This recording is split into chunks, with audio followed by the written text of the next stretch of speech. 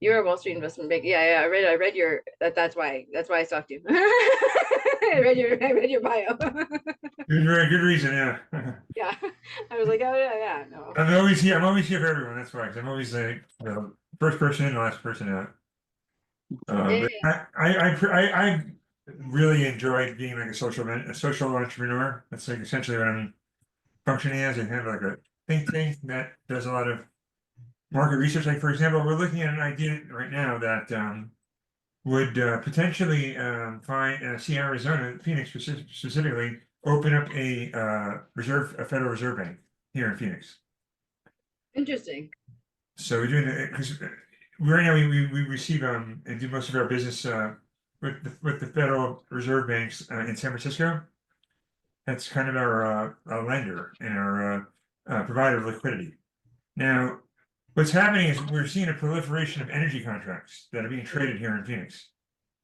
So, and that market is going to grow very quickly, No, but yeah, yep.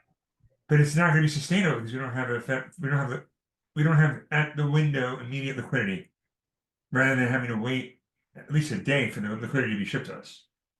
So Right.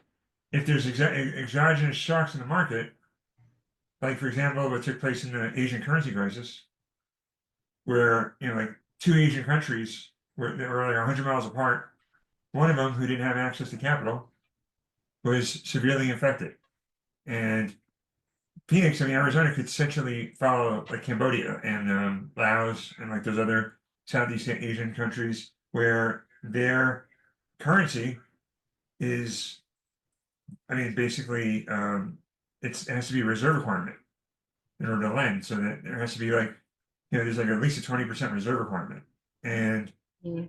it'll only go up higher in the currency crisis. So we really, Sorry, you cut out. You cut out. Wait, you cut out. I didn't hear the last sentence. can you hear me now? Yeah, I can hear you now. It cut out that last sentence. I didn't get a chance to hear it. I'm sorry.